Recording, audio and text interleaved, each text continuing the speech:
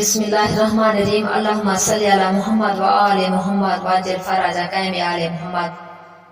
امام حسین علیہ السلام کو شہید کرنے کے بعد یزیدی فوجیوں نے ظلم کی ایک نئی راہ کھولی۔ تاراجی خیام منتخب کے مطابق جناب فاطمہ زہرا بنت امیر المومنین سے منقول ہے کہ جب مظلوم کربلا کی شہادت کے بعد رونما ہونے والے ارضی و سماوی آثار ختم ہوئے، یزیدی نئے حوصلے کے ساتھ خوشی منانے لگے۔ میں در خیمہ پر کھڑی اپنے بھائیوں اور اقربا کی لاشیں دیکھ رہی تھی اور سوچ رہی تھی کہ اب یہ ملائم کیا سلوک کریں گے، کیا ہمیں بھی قتل کر دیا جائے گا یا پھر قیدی کر دیا جائے گا۔ میں کھڑی یہی سوچ رہی تھی کہ میدان کی طرف سے گھوڑوں کے دوڑنے کی آواز آئی، چاروں طرف سے ہمارے خیام کو گھیر لیا گیا۔ پھر عمر سعد نے آواز دی، جو کچھ ان خیام میں ہے لوٹ لو اور خیام کو آگ لگا دو۔ حکم ملتے ہی یزیدی ہمارے خیام میں داخل ہو گئے، جسے جو کچھ ملا اس نے لوٹ لیا۔ پھر انہوں نے ہمارے سروں سے چادریں اتارنا شروع کی۔ میں دیکھ رہی تھی کہ خولی نام کا ایک ظالم پہلے میری بہن زینب عالیہ کے سر سے چادر چھینی، پھر گوشوارے اس طرح کھینچے کہ خون کا فوارہ پھوٹ نکلا۔ میں ڈر کے مارے دوسرے خیمے کی طرف دوڑی۔ وہ ظالم میرے تعاقب میں آیا۔ آخر میں زیادہ دیر نہ دوڑ سکی، زمین پر بیٹھ گئی۔ وہ قریب آیا اور میرے پاؤں سے کڑے اتارنے لگا۔ میں نے دیکھا وہ رو رہا تھا۔ میں نے پوچھا، تو کیوں روتا ہے؟ اس نے کہا، تمہاری غربت اور بے کسی پر روتا ہوں۔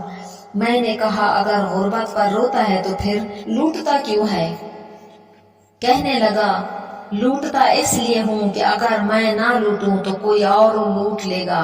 پھر اس نے میرے گوشوارے بھی اسی بے دردی سے چھینے۔ اگر وہ کہتا تو میں اتار کر دے دیتی، لیکن اس ظالم نے دونوں گوشواروں میں ہاتھ ڈال کر اس زور سے کھینچا، میرے دونوں کان پھٹ گئے۔ میں غش کھا کر گر گئی۔ جب مجھے ہوش آیا تو میری بہن میرے سرہانے بیٹھی فرما رہی تھی، بہن اٹھ، اب ذرا چل کے سجاد کا پتہ کریں، تمام خیام کو آگ لگی ہوئی ہے۔ میں نے کہا، میرے سر پر چادر نہیں ہے۔ بی بی نے فرمایا، ذرا میرا سر بھی دیکھ۔ اس وقت تمام زہرا زادیاں بے چادر ہیں۔ امالی صدوق میں جناب فاطمہ بنت حسین سے مروی ہے، جب غارت گری میں زہرا زادیوں نے رونا شروع کیا تو عمر سعد نے آواز دی، جلدی کرو اور خیام کو آگ لگا دو۔ انہی یزیدیوں میں سے ایک شخص نے عمر سعد سے کہا، کیا تجھے ذریت رسول صلی اللہ علیہ وآلہ وسلم کا قتل کافی نہیں؟ اب خیام میں بچ جانے والے بچوں اور مستورات کو بھی جلانا چاہتے ہو؟ تو کیا چاہتا ہے کہ اسی کربلا ہی میں غضب خدا نازل ہو اور ہم میں سے کوئی بھی زندہ گھر نہ جا سکے؟ دختر زہرا سے مروی ہے کہ میں خیمہ سجاد میں کھڑی تھی کہ ایک نیلی آنکھوں والا شخص آیا۔ پہلے اس نے میرے سر سے چادر چھینی، پھر میرے گوشوارے اس طرح چھینے کہ میرے دونوں کان زخمی ہو گئے۔ اس کے بعد بیمار کے قریب آیا، جس فرش پر سو رہا تھا وہ فرش اس زور سے کھینچا کہ بیمار خاک کربلا پر الٹ گیا۔ میں نے بے ساختہ کہا، اللہ تیرے دونوں ہاتھ اور پاؤں کاٹے، اللہ تجھے آخرت کی اس آگ سے پہلے دنیا کی آگ نصیب کرے۔ مقتل ابو مخنف کے مطابق اس وقت تو پتہ نہ چل سکا کہ یہ ظالم کون تھا۔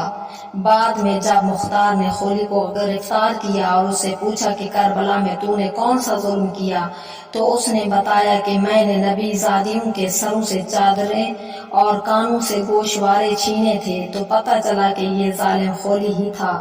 مختار نے پوچھا، اس بی بی نے کیا کہا تھا؟ خولی نے جواب دیا کہ اس نے مجھے بد دعا دی تھی کہ اللہ تیرے ہاتھ اور پاؤں کاٹے اور آخرت کی آگ سے پہلے دنیا کی آگ نصیب کرے۔ مختار نے کہا، باخدا میں اس مظلومہ کی دعا پوری کروں گا۔ پھر خولی کے ہاتھ اور پاؤں کاٹنے کا حکم دیا۔ جب کٹ چکے تو ابلتے ہوئے گرم تیل میں ڈالنے کا حکم دیا۔ اس کے بعد جناب سجاد کو گرفتار کیا۔ حمید ابن مسلم کی روایت ہے کہ شمر نے جناب سجاد علیہ السلام کے قتل کا حکم دیا۔ جو ہی اس نے یہ حکم دیا، میں نے دیکھا ایک سر برہنہ خاتون آئی اور بیمار کے اوپر گر گئی اور کہا، اسے اس وقت قتل کیا جائے گا جب پہلے مجھے قتل کیا جائے گا۔ میں نے شمر سے کہا ظالم بھلا اس بیمار سے تمہیں کیا خطرہ ہے، اسے چھوڑ دو ورنہ میں دیکھ رہی ہوں کہ اس کے قتل سے تمہیں کئی ایک اور مستورات کو بھی قتل کرنے پڑے گا۔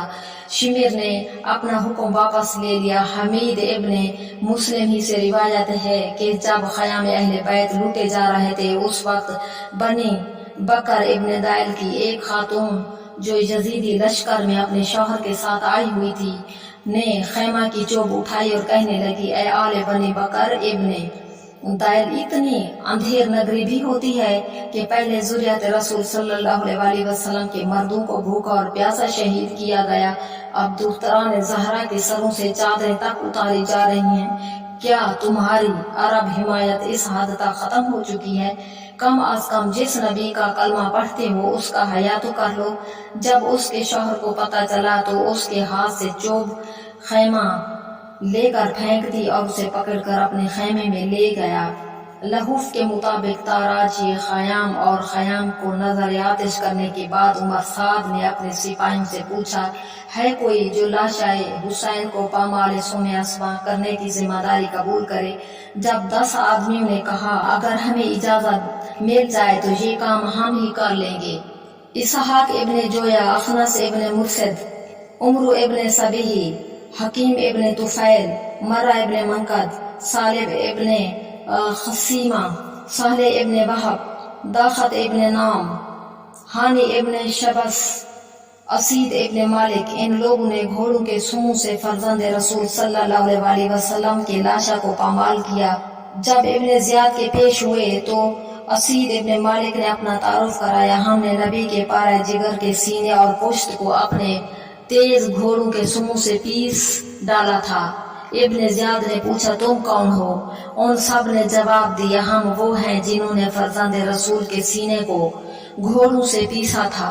ابن زیاد نے بہت معمولی سا انعام دیا۔ جب امیر مختار نے ان لوگوں کو گرفتار کیا تو ان 10 کو ایک قطار میں لٹا کر ان کے ہاتھ اور پاؤں میں کیل لگوائے اور ان پر گھوڑے دوڑانے کا حکم دیا۔ کافی میں ادریس عبری سے مروی ہے کہ اگرچہ یوم عاشور لاشہ مظلوم کربلا کو پامال سوم اسباں کیا گیا تھا لیکن ابن زیاد کا حکم تھا کہ لاشہ امام حسین کا نام و نشان تک نہ رہنا چاہیے۔ چنانچہ جب ان 10 ملائین نے لاشہ پر گھوڑے دوڑائے، عمر سعد نے آ کر دیکھا تو اس نے کہا حکم امیر کی کما حق تعمیل نہیں ہوئی، لاشا ٹکڑے ٹکڑے تو ہو گیا ہے لیکن ختم تو نہیں ہوا۔